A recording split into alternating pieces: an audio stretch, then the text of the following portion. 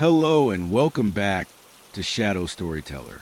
Before we begin tonight's tale, I kindly ask you to subscribe, like this video, and leave a comment if you enjoy bedtime stories that carry a touch of realism and atmosphere. Your support helps this channel grow, and it means a lot to me. Now, let us step into tonight's story. A winter storm stranding travelers in Denver Airport. It was late December, just a few days before Christmas, when Denver International Airport became the unwilling stage of a story that hundreds of people would later remember with shivers. Outside, a winter storm rolled across the plains of Colorado, its fury turning highways into ribbons of white and freezing the city beneath thick sheets of ice. Inside the terminal, thousands of passengers found themselves trapped, their hopes of getting home to families or flying to long-awaited holidays slipping away with each new announcement over the loudspeakers. The storm had arrived on the evening of December 21st, around 6:45 p.m., and by 8 p.m., all departures had been canceled. Among the crowd was Sarah Williams, a 34-year-old schoolteacher from Manchester who had come to the United States to visit her sister in San Francisco. She sat cross-legged on the cold floor of Concourse B, clutching her phone that could barely hold a signal, trying to reassure her family back home. Near her, an older gentleman named Thomas Reed, 71 and frail in his thick wool coat, leaned heavily on his cane as he watched the departure board flicker with one word repeated endlessly: canceled. The atmosphere inside the airport was heavy. The hum of conversations rose and fell, mixed with the occasional cries of tired children. Groups of strangers clustered together on the floor near charging stations, while others wrapped themselves in airline blankets or coats, attempting to sleep beneath the harsh fluorescent lights. Some restaurants had already closed early because their staff could not leave or return safely, and vending machines were running out of bottled water and sandwiches. By midnight, the storm's howl outside had grown louder, rattling the tall glass windows of the terminal. Snow blew in furious spirals, nearly erasing the view of the runways, where aircraft now sat abandoned under white blankets. The temperature outside dropped below -10 degrees Celsius, and though the heating inside still worked, many travelers pulled scarves tighter and huddled together, comforted by the presence of strangers who shared the same fate. Sarah found herself speaking with Thomas after offering him part of her chocolate bar. Their conversation was soft, almost drowned by the storm, yet sparked a small warmth in the sterile, chaotic space.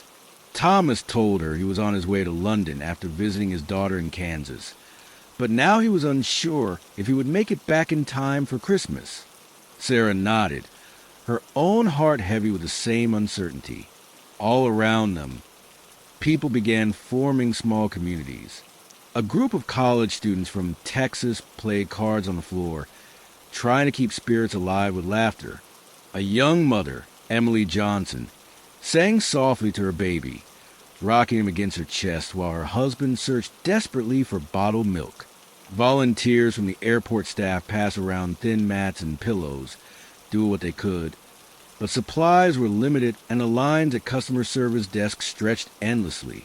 The sense of being stranded became real when the clock struck 2 in the morning, December 22nd, and there was still no sign of relief. Some travelers prayed quietly. Others scrolled their phones for news, and a few simply stared out at the storm, mesmerized by its merciless beauty.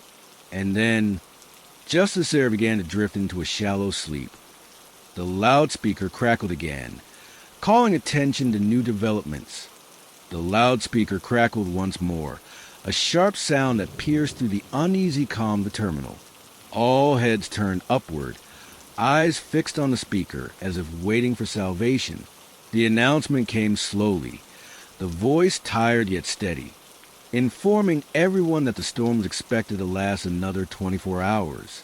No flights would depart until at least the evening of December 23rd. A wave of groans swept across the concourse, mingling with murmurs of frustration and disbelief. Sarah pressed her palms to her face, trying to hold back the sting of tears.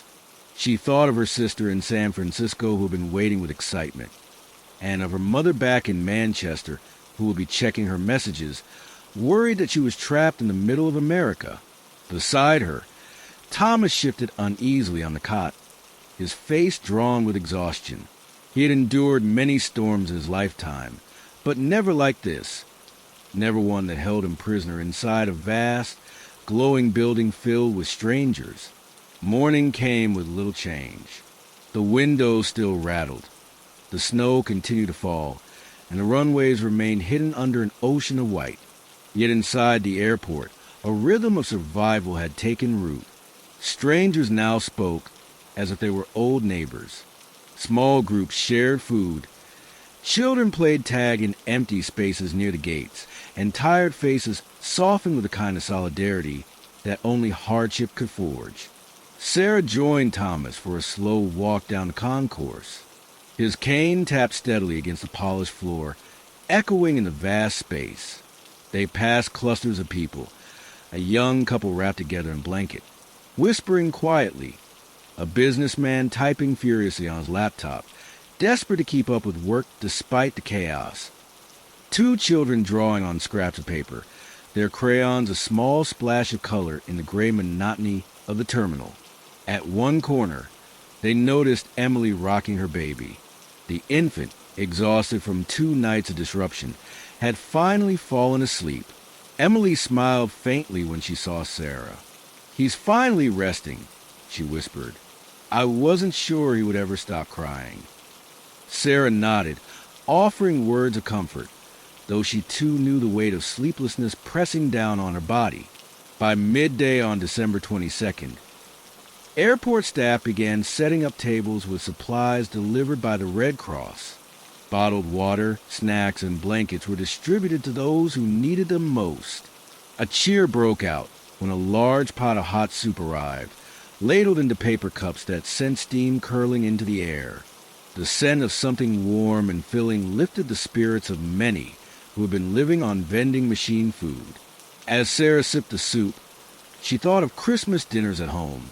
Roast potatoes, gravy, her mother's laughter filling the dining room. A pang of homesickness twisted in her chest, but she swallowed it down, reminding herself that she was not alone. Around her, people smiled for the first time in days, their frozen patience thawed by the simple act of kindness from strangers. The afternoon dragged on. Some travelers gathered near the televisions to watch the news, shaking their heads as images of snow-clogged highways and abandoned cars filled the screen. Others played cards, told stories, or simply slept, conserving what energy they had. For Sarah and Thomas, time passed slowly, marked only by the shifting of light through the snow-covered windows. When night returned, the airport once again dimmed into a strange half-silence. Conversations quieted, children's laughter faded, and the concourse became a patchwork of weary bodies stretched out on cots and blankets. The storm outside seemed endless, the wind screaming against the glass, as if mocking those trapped within. Around 11 o'clock, the tension broke again. A man in his 40s grew furious at the lack of updates and shouted at a flight attendant who had come to check on passengers. His voice echoed to the terminal, sharp and raw, drawing unwanted attention. Security arrived swiftly, calming him down, but the scene left a ripple of unease in its wake. People were tired, too tired to carry anger for long, but cracks in patience had begun to show. Sarah sat near Thomas, her back against the cold wall, listening to the wind howl outside. She noticed David, the student from Texas, still awake, playing quiet guitar for a small group that had gathered near him. The gentle strum filled the space with unexpected warmth, lulling people toward sleep. She smiled faintly, grateful for small comforts, then closed her eyes. The night stretched on endlessly, yet somehow morning arrived again. December 23rd dawned pale and uncertain, the storm still heavy, though a faint glimmer of hope appeared in the forecast flashing on television screens. Meteorologists predicted that the worst would pass by evening. Travelers clung to that sliver of news like a lifeline. The hours leading up to the evening were a test of patience. Families packed their belongings in preparation, though no official word had yet been given. Children pressed their noses to the glass, watching snowplows crawl slowly along the runways, clearing what they could. Sarah sat with Thomas, their conversation drifting between memories of home and their hopes of finally boarding a flight. At 4 in the afternoon, a murmur spread through the terminal. A new announcement rang out, clearer this time. Limited departures were expected to resume later that night, weather permitting. Cheers broke out across the concourse, followed by relieved laughter and tears. For the first time in nearly 3 days, there was a real chance of escape. Sarah gripped Thomas's hand tightly. "We might actually make it," she whispered, her voice trembling with relief.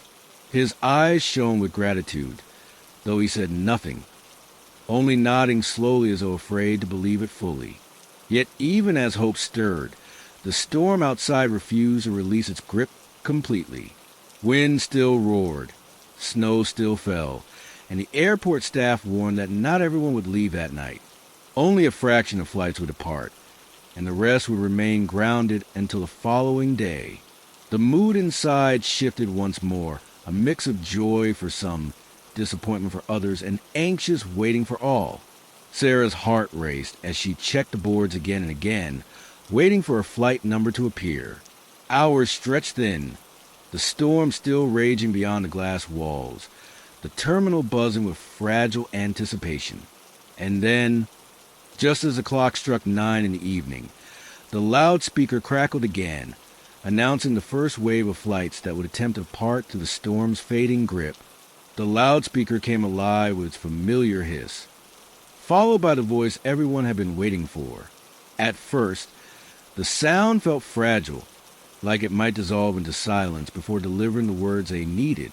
But then it came clearly, announcing that a handful of flights would begin boarding within the next hour.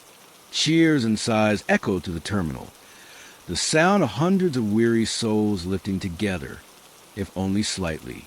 People clapped, some cried, and others hugged the strangers who had sat beside them through days of hardship. Sarah felt her heart leap. She leaned closer to the board, scanning for a flight number, eyes darting across the list. It wasn't there. Her breath caught, and for a moment, disappointment crushed her chest. She turned toward Thomas, who was squinting up at the glowing screen. His cane trembled slightly in his hand. "I don't see London," he said quietly, his voice steady but edged with sadness. "No, me neither," Sarah whispered, her throat tight. She searched again, as though her eyes might force the letters to appear, but they didn't. Her sister city wasn't on the board either. San Francisco flights remained grounded. Around them, other travelers shouted with relief, rushing to collect their belongings and line up at the gates. The atmosphere shifted dramatically. For those who had been chosen, it felt like deliverance. For those left behind, the terminal was still a cage, and the bars felt even closer now that others were escaping. David, the student from Texas, looked up from his guitar with a grin. "Dallas is on the list," he said to the small group around him. They cheered for him, clapping his back, even though they knew he would soon be gone while they remained. His departure reminded everyone that patience was both a burden and a test, and not all of them would pass through it at the same time. Sarah sat back down beside Thomas, who lowered himself slowly onto the cot. She noticed the exhaustion in his face, the way his hand shook just slightly. She reached out and placed her hand on his. "Tomorrow," she said, though she wasn't sure she believed it herself. "We'll get out tomorrow." Thomas smiled faintly, his eyes distant. "I've lived through worse nights," he murmured. "At least we're warm. At least we're not alone." His words held a quiet strength, one that reminded Sarah how much people could endure when they had no choice. As the night stretched on, the terminal became divided between the noise of those rushing to the gates and the silence of those left behind. Announcements continued to roll in, listing more flights, but still nothing for London or San Francisco.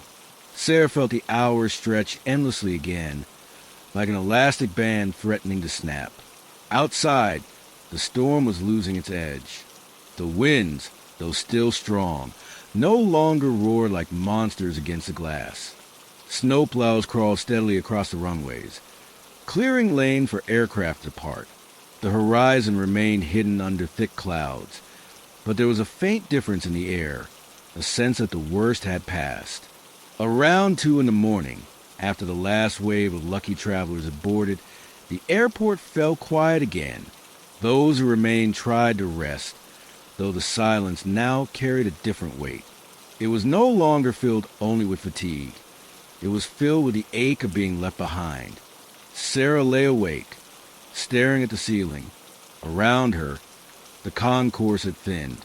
Dozens of people were gone, leaving cots empty, bags absent, laughter vanished. She turned her head and saw Thomas sleeping fitfully, his breathing uneven.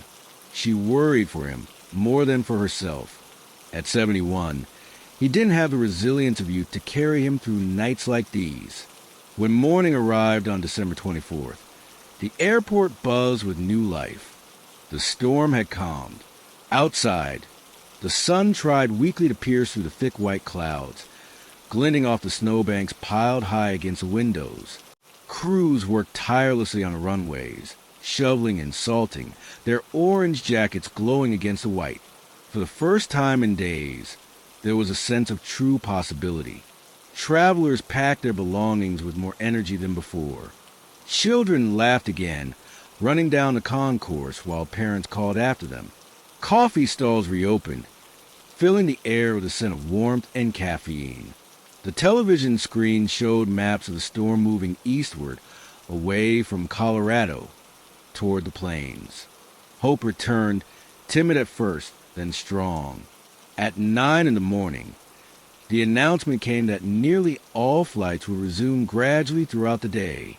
When Sarah and Thomas heard it, they exchanged a look that needed no words. Relief softened their faces, and for the first time, they allowed themselves to believe that they would leave. Hours passed in anticipation. Lines grew long at the gates, but people endured them with patience, knowing they were steps away from freedom. Sarah clutched her boarding pass tightly, her fingers trembling slightly as she waited for her group to be called.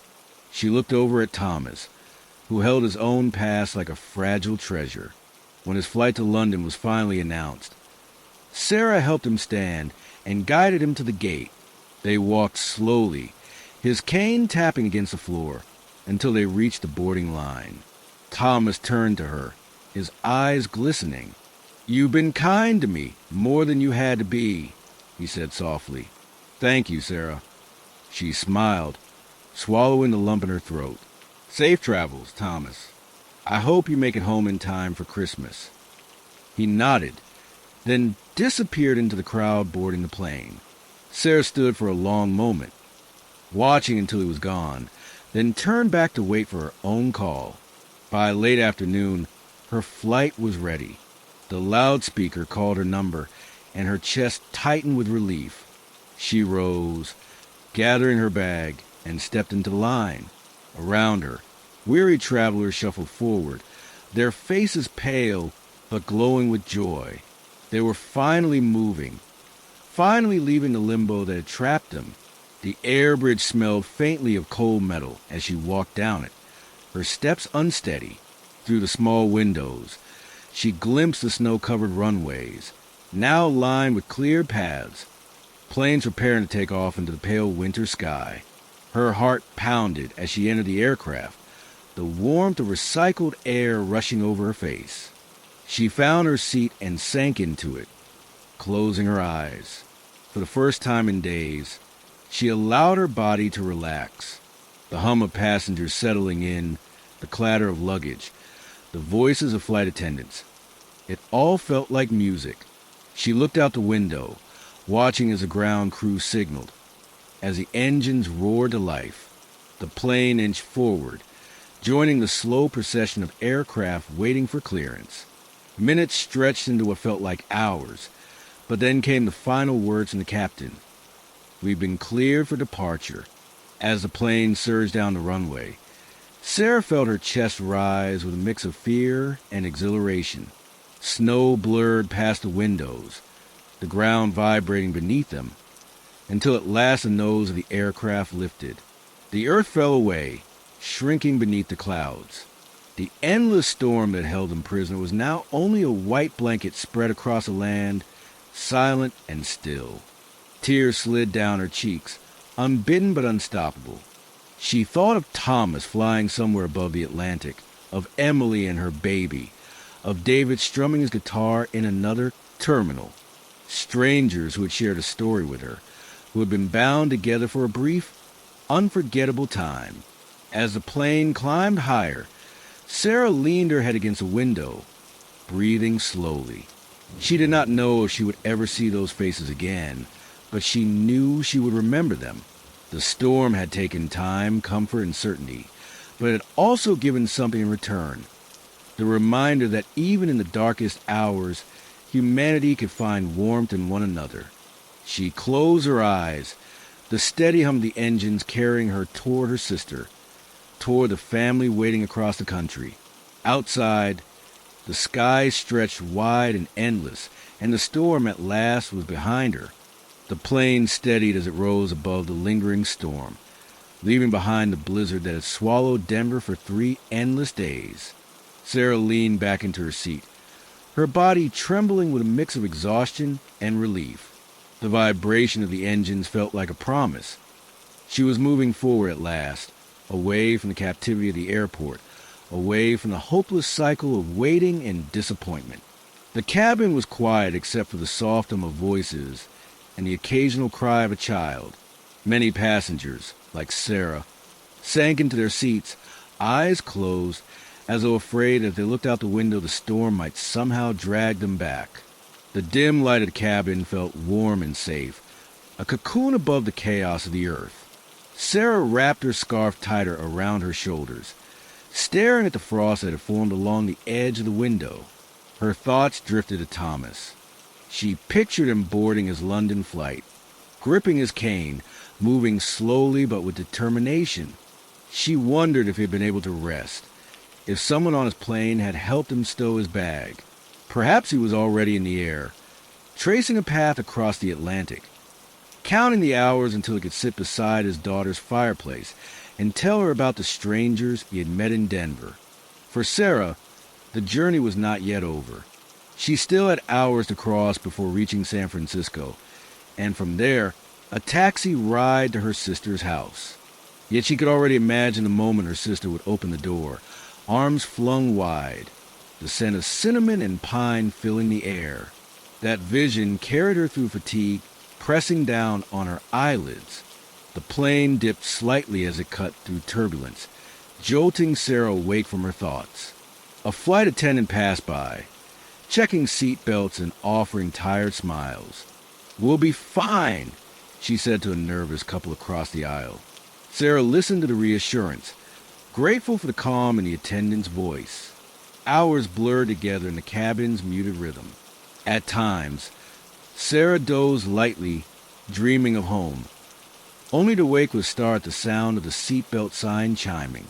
She drank water, ate the small packet of biscuits offered, and glanced now and then at the glowing map on the screen above the aisle that traced their slow progress westward. When the captain finally announced their descent into San Francisco, a wave of quiet relief filled the cabin. People shifted in their seats, stretching stiff limbs, gathering scattered belongings. Sarah pressed her forehead to the window, watching the world below come into view. The storm was far behind them now. Here, the city lights sparkled like jewels against the dark Pacific sky, steady and welcoming. The landing was smooth, wheels skidding briefly on the damp runway before slowing to a gentle roll. Applause broke out in scattered corners of the cabin, the kind of weary clapping that carried more gratitude than enthusiasm. Sarah joined softly, her palms against each other in a quiet rhythm, before resting them back on her lap. The moment the doors opened, the cabin filled with the scent of the cool coastal air. Sarah stepped onto the jet bridge, her legs unsteady after hours of sitting, her body still carrying the weight of the sleepless nights in Denver. She followed the stream of passengers into the terminal, blinking at the brightness of the lights. San Francisco International Airport was alive with movement. Travelers rushing past with their luggage, announcements echoing overhead. But for Sarah, everything felt slower, softer, as though she were walking through a dream. She checked her phone, her hands trembling as she typed a quick message. "I've landed. I'll be there soon." Her sister's reply came almost instantly. "We're waiting. Be safe. We love you." The words steadied her, anchoring her back to the moment. She collected her bag from the carousel, then stepped outside into the cold air. The scent of salt from the ocean drifted faintly on the breeze. Taxis lined up in a long row, their headlights cutting through the night. She climbed into one, giving the driver her sister's address with a voice that shook slightly. The city passed by outside the window, lights twinkling along the bay, bridges stretching across the dark water. Holiday decorations glowed in shop windows and across lampposts, a reminder that Christmas was only hours away. Sarah pressed her forehead to the glass, watching the reflections blur as fatigue tugged at her. Yet beneath the exhaustion, a sense of peace unfurled. When the taxi turned into her sister's neighborhood, she sat up straighter. Houses lined Quiet Street, each adorned with twinkling lights, wreaths on doors, inflatable snowmen standing guard on lawns. The taxi slowed, pulling up in front of a small house where warm yellow light spilled from the windows. Before she could open the door, the front porch light switched on. Her sister appeared, wrapped in a thick sweater, rushing down the steps with arms open wide. Sarah stumbled out of the taxi, her bag forgotten on the curb as the two women embraced tightly. Neither spoke at first, their laughter breaking through tears that ran freely down their cheeks. "You made it," her sister whispered at last, pulling back just enough to look at her face. "I made it," Sarah replied, her voice hoarse but certain. Inside the house, the scent of cinnamon and roasted chicken filled the air. The Christmas tree stood in the corner, glowing with strings of lights, ornaments dangling from its branches. A fire crackled in the hearth, filling the room with warmth. Sarah sank onto the sofa, her body heavy but her heart light, as her sister pressed a hot mug of tea into her hands. She told her story in fragments, between sips of tea and mouthfuls of food, describing the endless nights on the airport floor, the strangers who had become companions, the storm that had swallowed Denver whole. She spoke of Thomas, of Emily and her baby, of David strumming his guitar to bring comfort. Her sister listened intently, her hand resting on Sarah's knee, her eyes glistening with both sorrow and gratitude. By the time the clock struck midnight, Sarah felt herself drifting toward sleep. Her sister covered her with a blanket, the soft weight pulling her deeper into rest. Outside, the night was calm, the storm nothing more than a memory carried on the wind. In her dreams, Sarah saw the faces of those she left behind, the community forged in hardship and held together by kindness. She knew she might never see them again, but they would remain a part of her story forever. When morning came, Christmas Eve stretched before her, bright and clear. The world outside her window was quiet, the air cool and crisp. Sarah breathed deeply, grateful for the stillness, grateful for the simple fact of being home, or as close to home as she could be, thousands of miles from Manchester, but safe in the arms of family. The storm had tested her patience, her resilience, and her hope. Yet as she sat at the breakfast table with her sister, laughter filling the room, she understood that storms always pass. What lingers afterward is not the fear, but the strength found in enduring it, and the memory of strangers who became family, if only for a few frozen nights in an airport where the world had stopped moving. The announcement over the loudspeaker broke the shallow silence that had settled among the weary travelers. A voice, tired yet professional, informed everyone that the storm was intensifying and that all flights will remain grounded until further notice.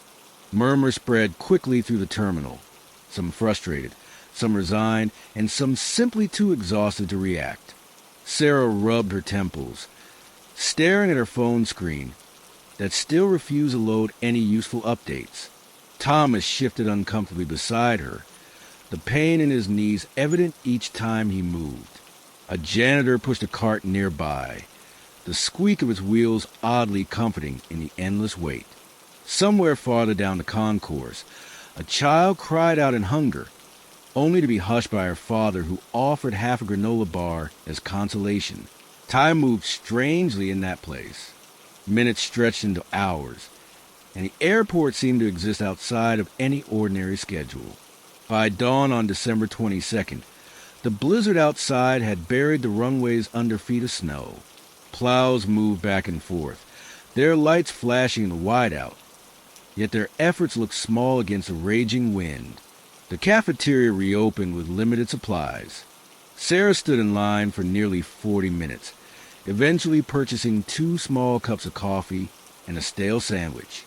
She shared the coffee with Thomas, who accepted it gratefully, his hands trembling slightly from both age and fatigue. They spoke quietly, trading pieces of their lives like 2 travelers meeting on a ship caught in rough seas. Around them, stories unfolded in fragments. Emily, the young mother, discovered that another stranded passenger was a pediatric nurse from Chicago. The woman, whose name was Claire, offered advice on how to keep the baby calm and helped Emily warm a bottle of milk using hot water from the cafe. The college student set up a small game area and invited others to join. Laughter, though faint, managed to rise above the constant drone of announcements and the storm's growl outside. By afternoon, reporters arrived, their cameras capturing the sight of travelers lying across the floor wrapped in coats and airline blankets. Some passengers waved half-heartedly into lenses, while others turned away, unwilling to have their misery broadcast. A local news anchor interviewed a man from New York who had missed his brother's wedding. Tears welled in his eyes as he described watching the ceremony over a video call from the crowded terminal, unable to keep his promise of being best man. The airport staff, though clearly exhausted themselves, tried to maintain order. They distributed bottled water and crackers to those in the longest queues. Volunteers walked around with clipboards, noting medical needs. A few travelers with severe conditions were moved to a quieter corner near the emergency clinic, where doctors and nurses remained on standby. As night returned, the storm showed no signs of calming. Flights remained canceled, hotels near the airport were full, and roads were impassable. The airport had become, for the moment, a reluctant city of strangers bound by circumstance. Sarah spread her coat on the floor and lay down, her head resting on her backpack. She stared at the ceiling lights, wishing for the quiet of her sister's home in San Francisco, yet strangely comforted by the soft snoring of people around her. Thomas remained awake, his thoughts wandering back to London, where his wife was waiting. He pulled out a faded photograph from his pocket, showing her smiling in front of their garden. Sarah caught sight of it and asked gently about his family. He spoke of his long marriage, his grandchildren, and the way he missed the simple warmth of his own living room. Sarah listened, her own loneliness softened by the bond forming between them. Morning of December 23rd arrived with no change in the weather. The storm had closed several highways in Colorado, and airports across the region reported similar chaos. Yet within Denver International, a strange sense of resilience began to bloom. Passengers started sharing food, trading chargers, and offering blankets to those who had none. A choir of university students gathered near the baggage claim and sang Christmas carols, their voices echoing against the cold marble walls. For a moment, the harshness of the storm was forgotten. Sarah joined in humming along, her voice blending with dozens of others. She saw Thomas smiling faintly, his eyes reflecting both sadness and comfort. Claire cradled Emily's baby as the little one finally slept, his tiny breast steady against her chest. People applauded after each song, the sound loud enough to drown out the storm's endless roar. Still, fatigue lingered heavily. By the second night, tensions flared among some passengers. Arguments broke out over charging ports, over the last sandwiches, over places to rest. Security had to step in when a frustrated man shouted at a gate agent, demanding answers no one could provide. The stress of waiting gnawed at even the calmest souls. Sarah felt it too. She longed for a bed, for a shower, for certainty. Yet when she saw Thomas struggling to sleep on a hard floor, she gave him her folded coat as a makeshift pillow. He resisted at first, but she insisted, and eventually he accepted with a soft thank you. The night passed slowly. Snow continued to fall, burying cars in the parking lots, silencing the city. Inside, dreams came in fragments, memories of home, of warmth, of voices far away. When dawn of December 24th arrived, the storm finally showed signs of weakening. The wind slowed, the snow eased, and faint light broke through the clouds. Cheers erupted when airport officials announced that plows were clearing runways and that limited flights might resume by evening. Yet with thousands still stranded, no one knew when their turn would come. Sarah and Thomas stood side by side, watching as maintenance crews shoveled snow from the glass doors. Hope returned, fragile but real, yet uncertainty lingered too. Would they make it to their destinations in time for Christmas? Or would the airport remain their unlikely home for yet another night? The loudspeaker crackled once more, calling names for rebooked flights. Crowds surged toward the gates, desperate for a chance to leave. Sarah gripped her boarding pass tightly, her heart racing. Thomas leaned on his cane, glancing at her with quiet determination. Their wait was not over yet, but something had shifted. They were no longer simply strangers in a storm. They were companions in survival, bound by hours of shared struggle, by the sound of choir echoing in a cold terminal, by the kindness found in unexpected places. And as the evening of Christmas Eve approached, the storm outside gave way to silence, leaving the airport filled with tired but hopeful souls, waiting for the moment when the sky would finally open its doors again. The hours of December 24th dragged on with a heaviness that pressed down on every traveler in the terminal. Although the storm had weakened, its shadow still lingered across Colorado, and flights were resuming only in the smallest trickle. Every announcement drew crowds to the departure boards, their eyes searching desperately for their flight numbers, hoping to see the word scheduled instead of the dreaded canceled. Sarah held her boarding pass close, folded so many times the paper had softened around the edges. Her flight to San Francisco was still listed as pending. She sat on the cold floor beside Thomas, whose patience seemed almost otherworldly. His face was pale, his body weary, yet he carried himself with a quiet steadiness. When Sarah asked him if he was all right, he replied with a half-smile, telling her that at his age, waiting had become a kind of habit. The atmosphere in the airport remained thick with both tension and an odd sense of community. People who had been strangers 2 days earlier now recognized each other in passing nods, in the sharing of snacks, in small conversations sparked by exhaustion and necessity. The college students from Texas passed around a deck of cards once more, inviting anyone to join, while Emily, the young mother, let her baby nap in a stroller borrowed from another family. Claire, the pediatric nurse, stayed close to her, offering help with every small crisis. At one corner of Concourse B, a man from Boston set up a portable speaker and played soft Christmas music, the sound blending into the noisy terminal. Some travelers hummed along quietly, their voices trailing off in fatigue, while others simply closed their eyes, letting the music remind them of homes that felt impossibly far away. By late afternoon, the cafeteria had run out of sandwiches entirely. Vending machines stood half empty, their glowing lights revealing only a few packets of crisps and bottles of water.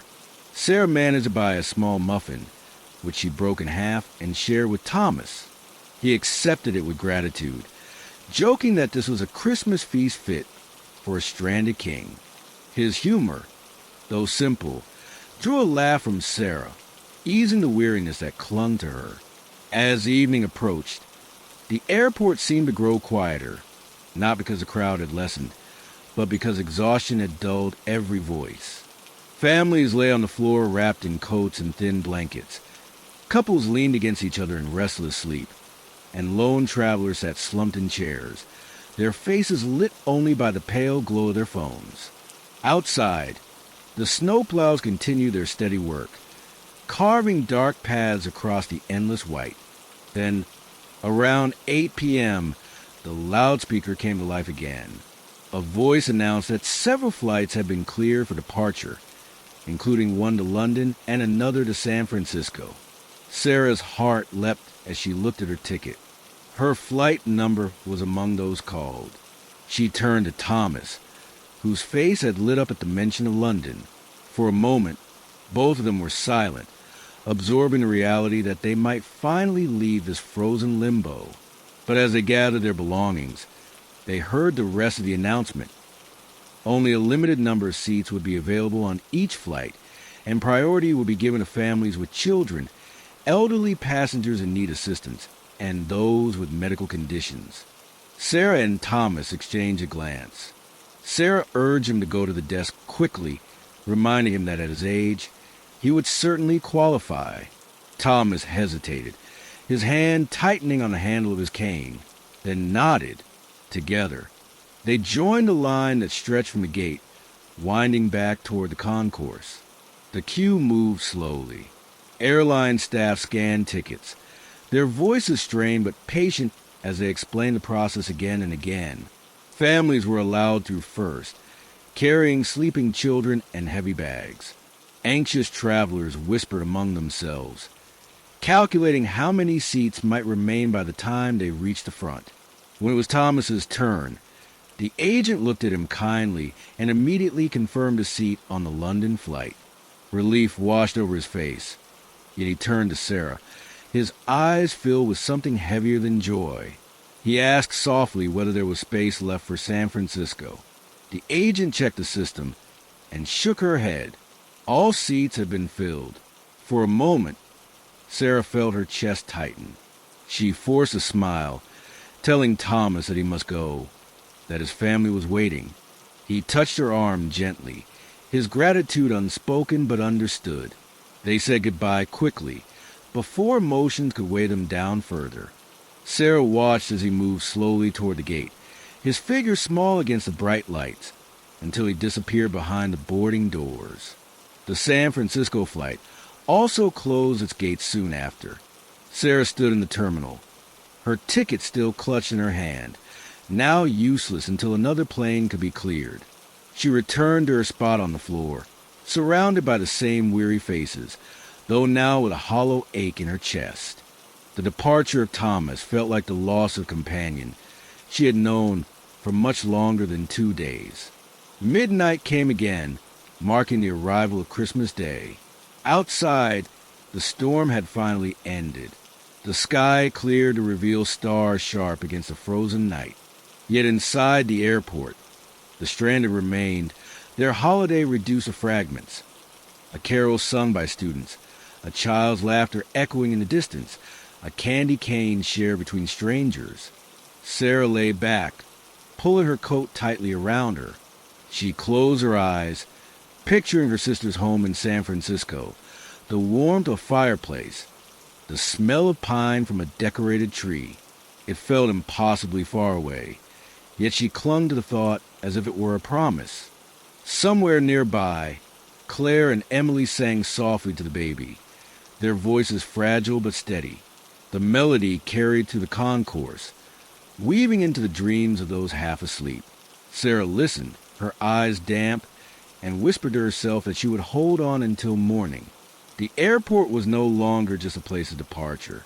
It had become a village of waiting souls, bound together by a storm that refused to be forgotten. And though many would leave in the hours or days to come, the memory of those nights would linger like the echo of a storm, relentless, unforgettable, and strangely uniting.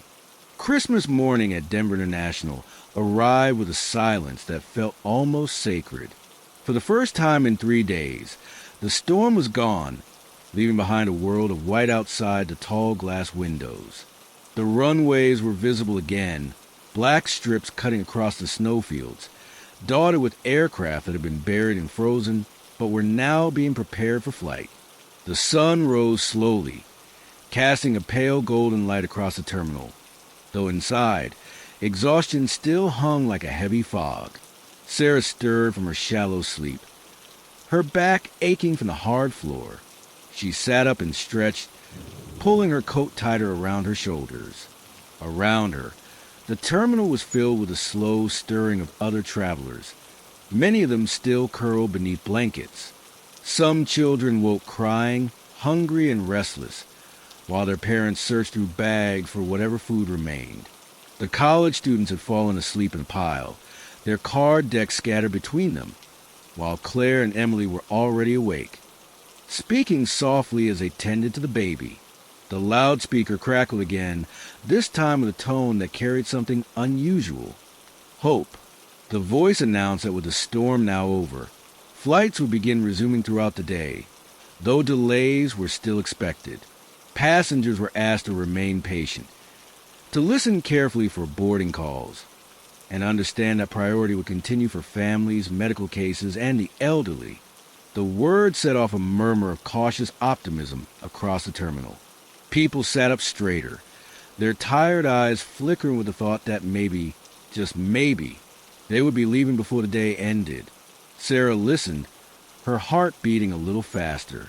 She knew her flight to San Francisco had already been missed, but the staff had promised they would rebook passengers in the order of cancellation.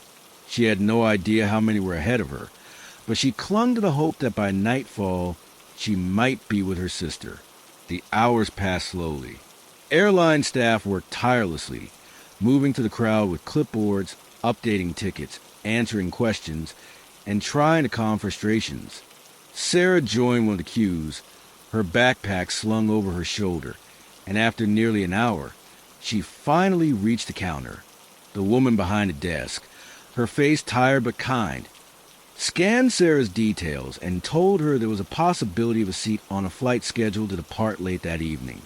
It wasn't guaranteed, but Sarah felt a wave of relief wash over her. It was something to hold on to. Meanwhile, the airport began to take on a strange kind of festive atmosphere, shaped not by choice but by necessity.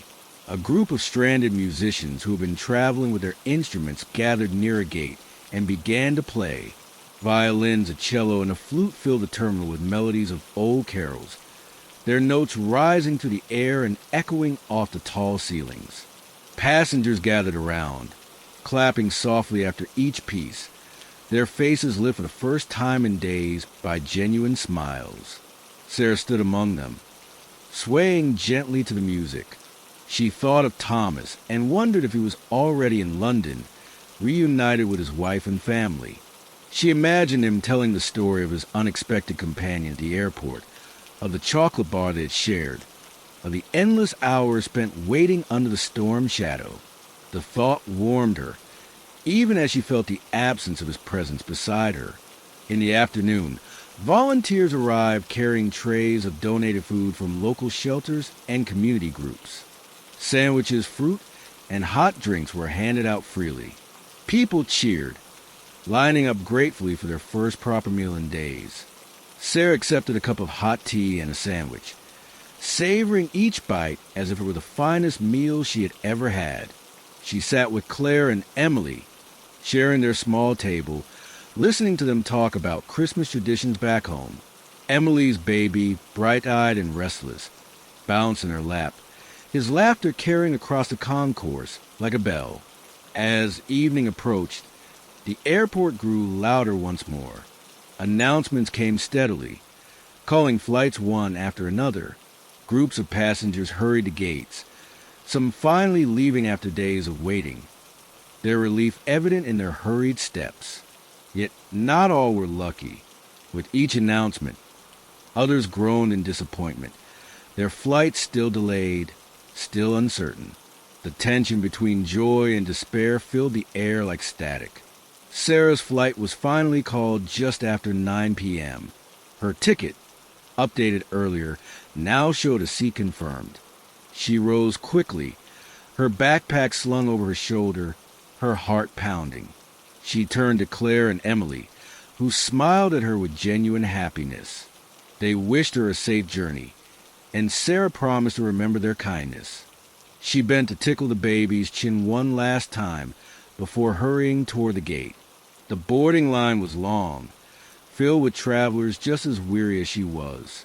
As she waited, Sarah looked back at the terminal, at the sea of faces still stranded, at the makeshift communities that had formed over the past 3 days. She realized she was leaving behind a place that had been harsh, uncomfortable, and frustrating, yet strangely unforgettable. When she finally stepped onto the plane, the warm air inside and the sight of the flight attendants welcoming passengers felt almost unreal. She slid into her seat, fastening her belt, and exhaled deeply. The engines roared to life, snow still clinging to the wings, and as the plane began to move, tears welled in her eyes. It wasn't just relief. It was the weight of everything she had endured, the people she had met, the quiet strength she had found in herself. The plane lifted off into the dark sky, leaving behind the endless white of Denver. Below, the airport lights glowed like a city of its own, still full of those waiting souls. Sarah pressed her forehead to the window, whispering a silent farewell to the storm, to Thomas, to the strangers who had carried her through those long days. Far ahead, beyond the black horizon, was San Francisco and the embrace of her sister. But she knew she would never forget the Christmas she spent stranded in Denver, when the storm turned an airport into a village, when strangers became companions, and when hope, though fragile, had kept them alive through the coldest of nights. And even as the plane climbed higher, her thoughts lingered with those still waiting, hoping their names would be called next, hoping the sky would finally open for them too. The flight to San Francisco cut through the night, and though the sky outside was dark, dotted only with faint stars, the passengers inside felt as if they were flying towards something more than a destination. They were leaving behind the storm, the endless waiting, and the restless nights spent on cold airport floors. For Sarah, it was as if she had been pulled from one world and placed gently into another. The hum of the engines filled the cabin, steady and soothing.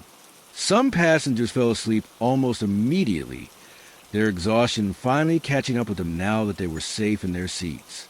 Others sat quietly, staring out at the void beyond the windows, their thoughts lingering in Denver. Sarah sat pressed against a window, her backpack at her feet, her body aching but her mind too full to rest. The flight attendants moved softly through the aisles, offering water and small snacks. Sarah accepted a cup of juice, sipping it slowly, grateful for the simple comfort of being on her way.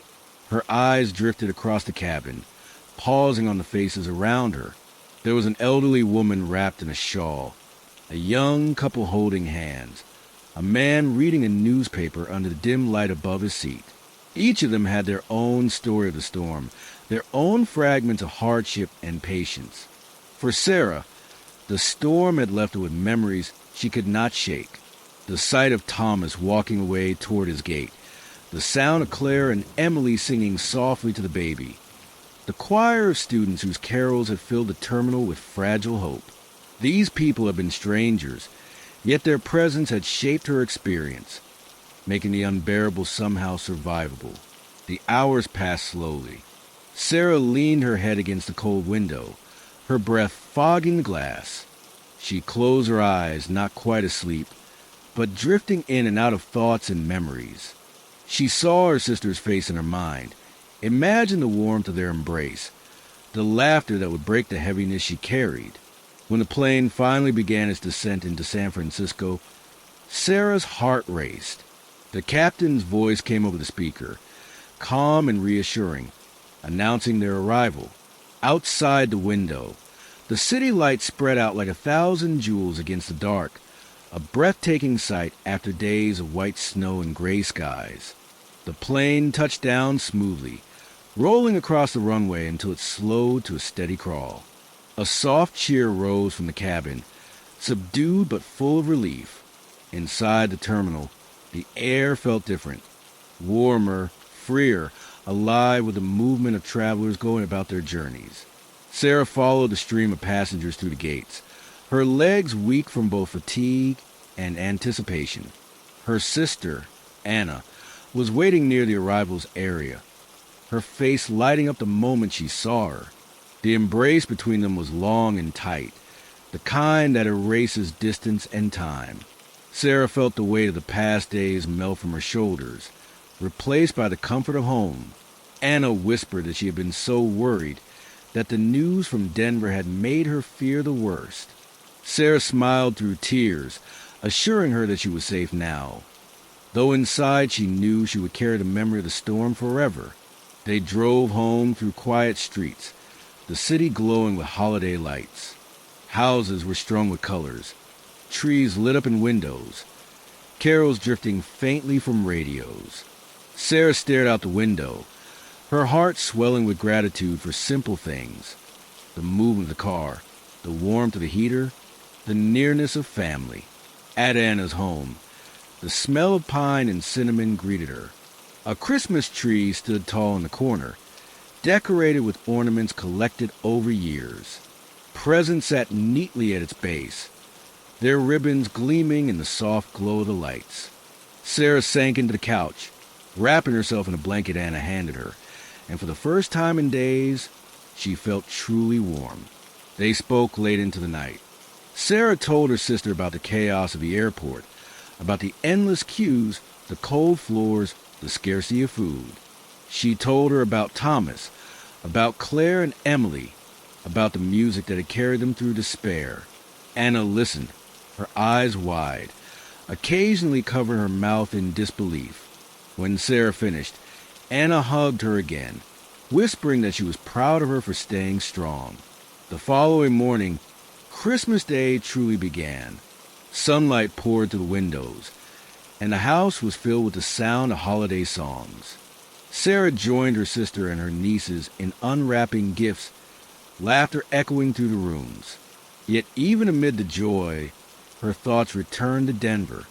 She wondered if Claire and Emily had managed to board a flight, if the students with a deck of cards were home with their families, if Thomas had reached London in time for Christmas dinner. Throughout the day, she found herself quietly thankful. Thankful for the storm that had tested her, for the strangers who had become companions, for the patience she had discovered in herself. The experience had left her with something she could not name, but would carry always: a deeper understanding of resilience, of connection, of the quiet strength of humanity when faced with forces beyond control. That night, as the family gathered around the dinner table, Sarah raised her glass in a small toast. She spoke of gratitude, of journeys, of the reminder that even in the coldest storms, warmth could be found in the kindness of others.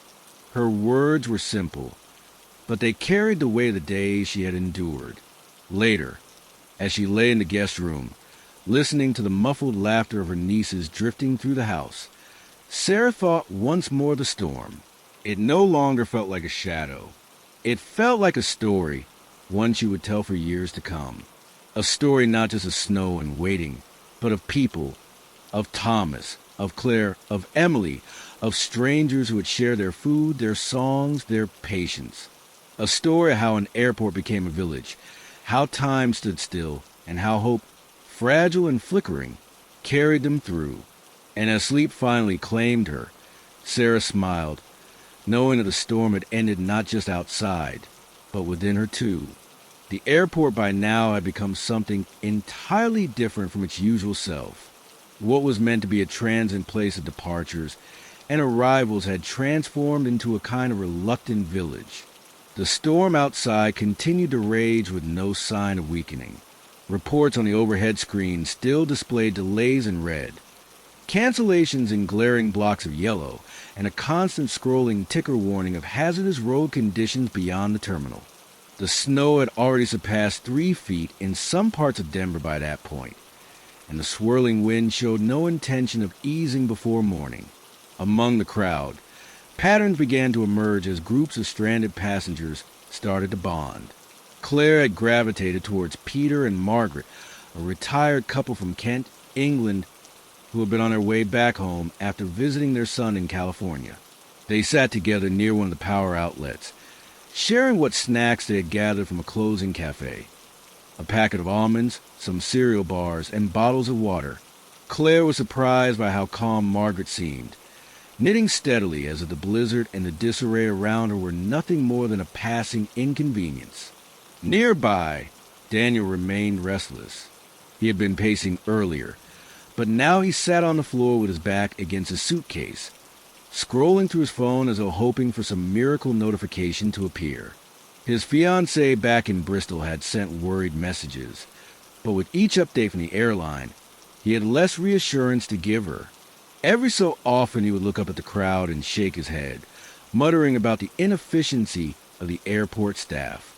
In another corner, the small band of exchange students from Manchester had managed to lighten the mood.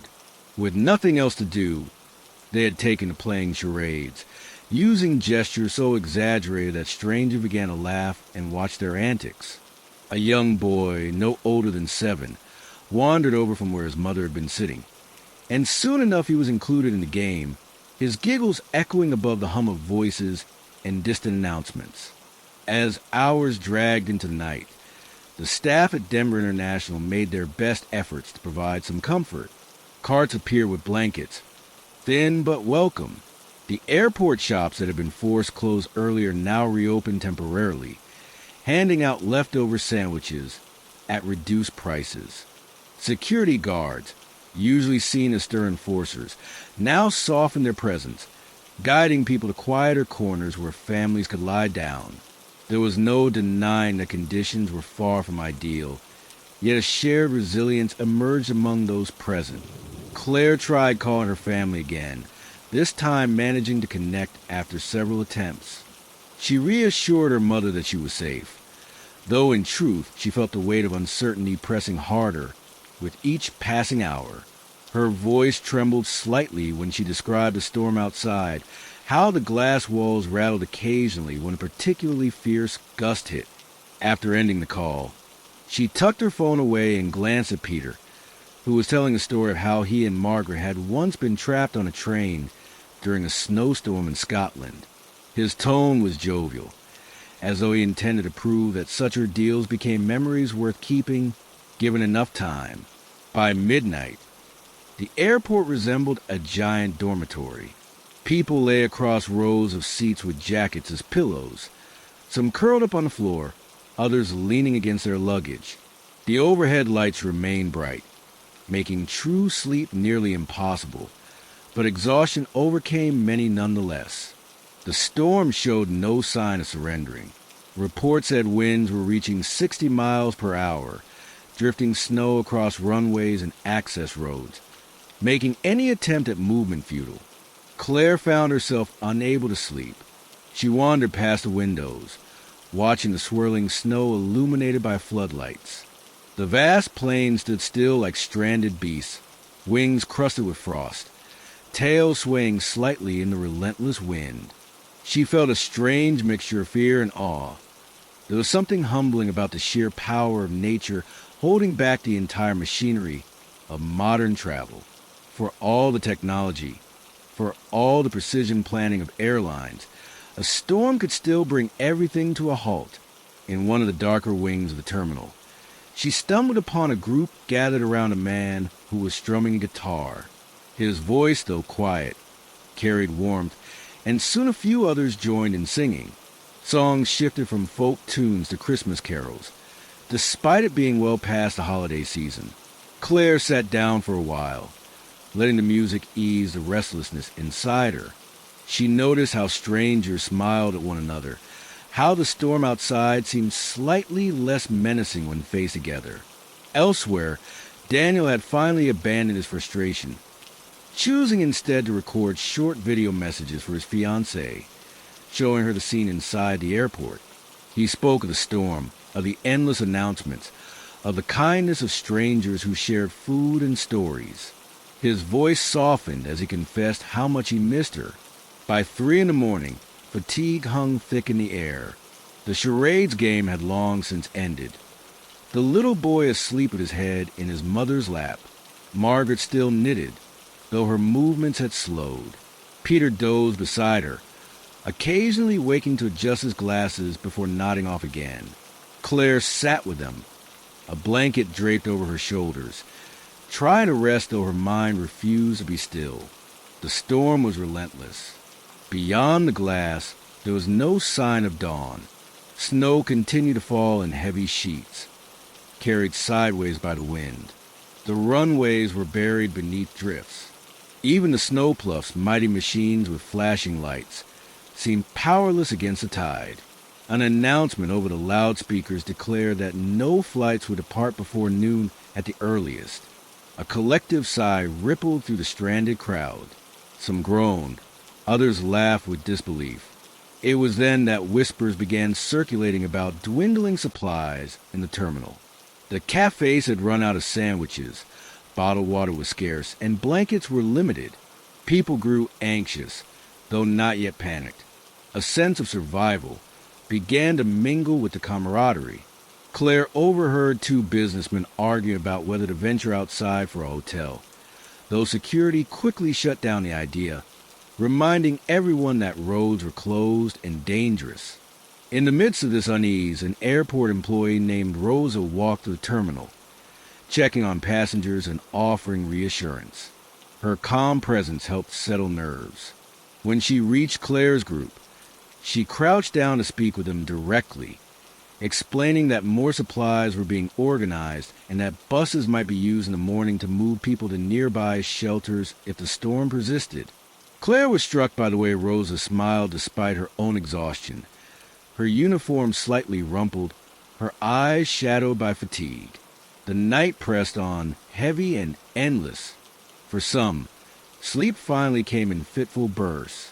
For others, like Claire, it remained out of reach.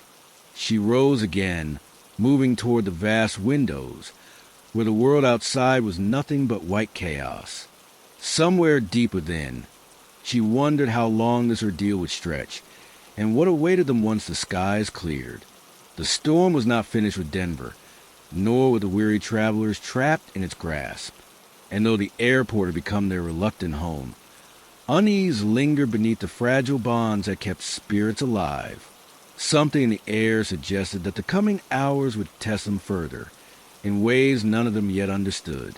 The hours that followed felt stretched beyond their natural length, as if time itself had been caught in the storm and slowed down.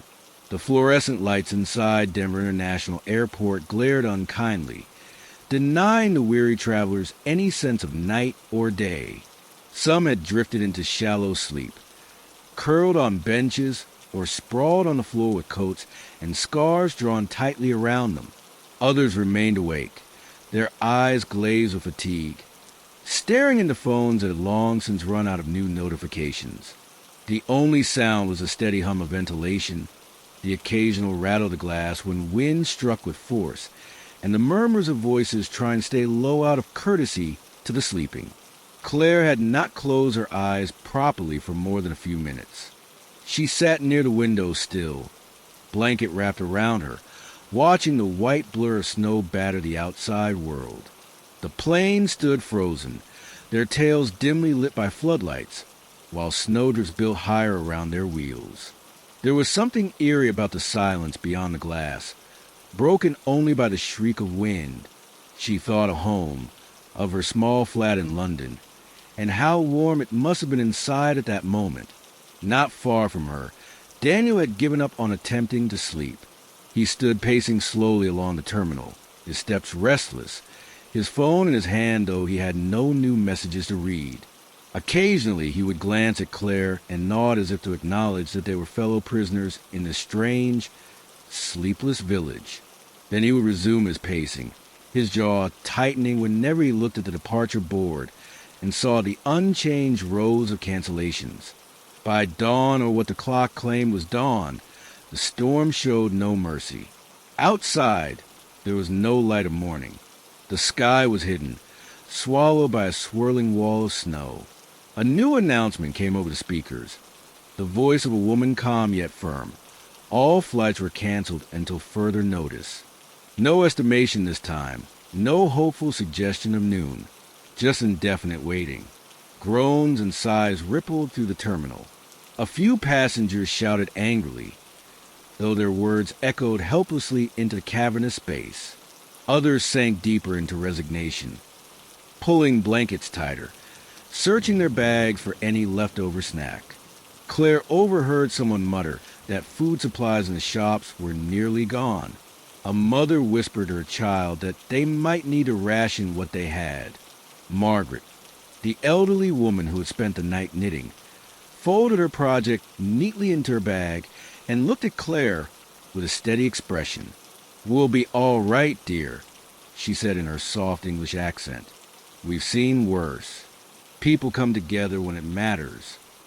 Her husband, Peter, nodded, though his face was drawn and pale.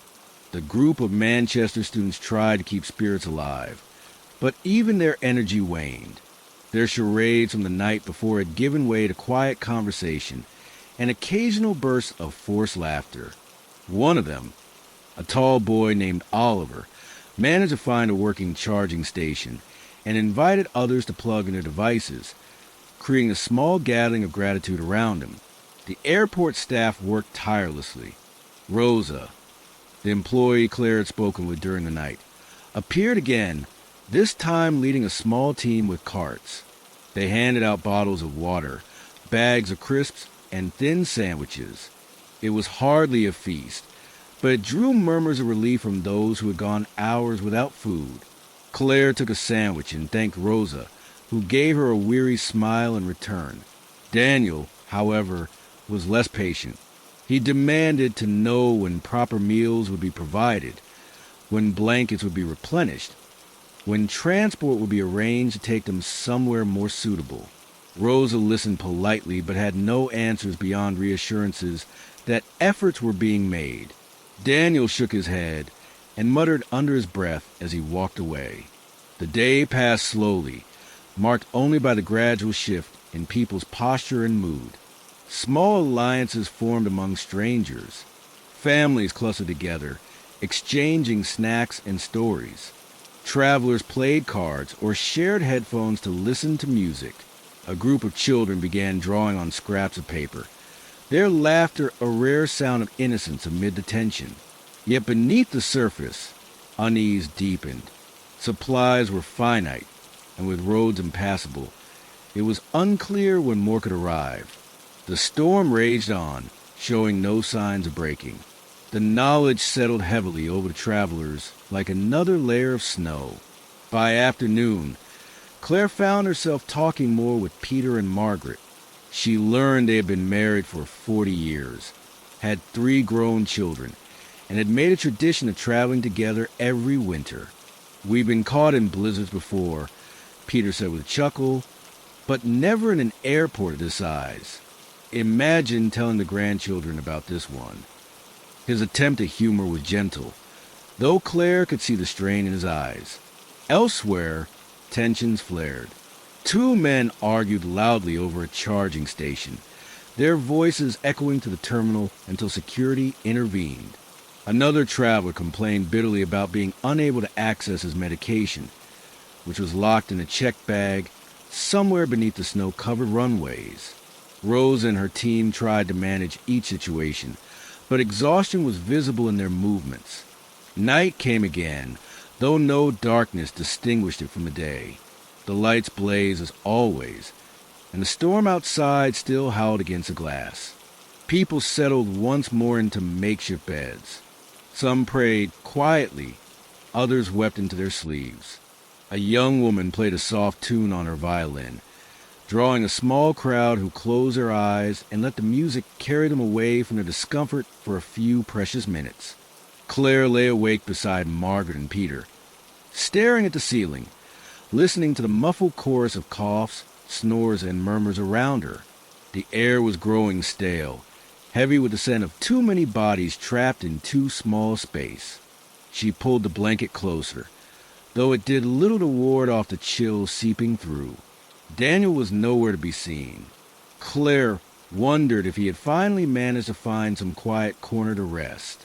But in truth, she knew he was probably still pacing, still fighting against the helplessness of the situation.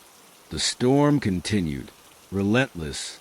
Each hour felt like a test of patience, of endurance, of human kindness balanced against human desperation.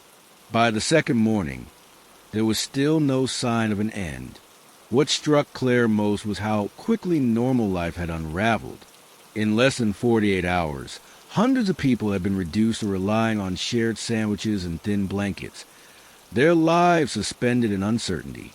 And yet, in the midst of it all, there were small acts of grace, an old couple sharing their stories, a student offering a phone charger, a violinist giving music to the weary. Claire knew the ordeal was far from over. The storm had not loosened its grip on Denver, and the airport remained a village of the stranded. She could not predict what the next hours would bring, but she felt a strange clarity in knowing that they would all face it together, bound by circumstance if nothing else. The blizzard outside roared on, fierce and unyielding, and inside, the travelers braced themselves for yet another day of waiting. As the third morning crept upon them, the storm finally began to ease. It was not a sudden calm, but rather a slow retreat, the furious wind softening to weary gusts and the heavy snowfall thinning into scattered flakes. For the first time in days, light filtered to the gray sky, casting a pale glow across the snow-cloaked runways. Travelers, still wrapped in blankets, stirred with cautious hope when the announcement finally came. The worst had passed. Crews moved quickly.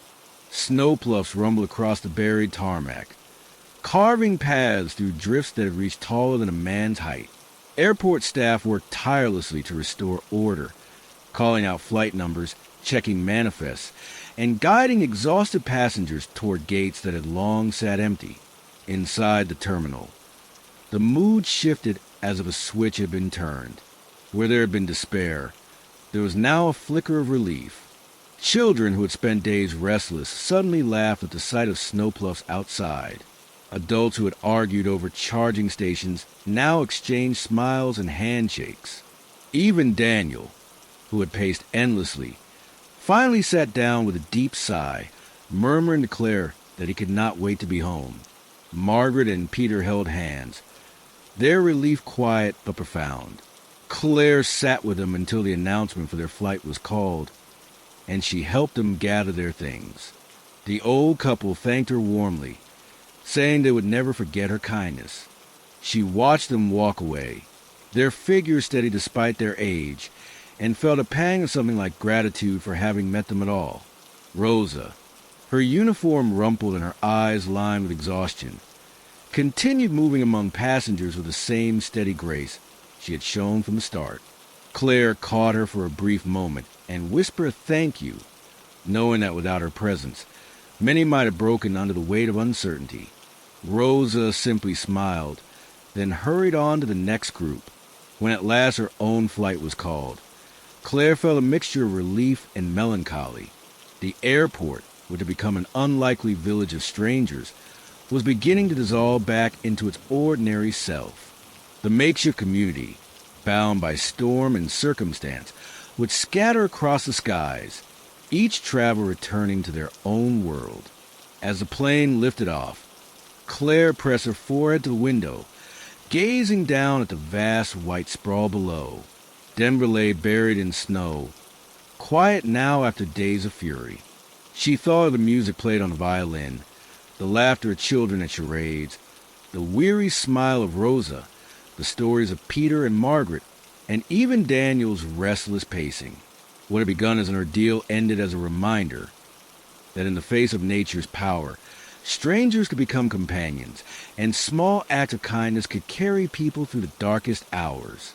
The storm had stranded them, tested them, And in the end, it had given him a story that would carry long after the snow melted away.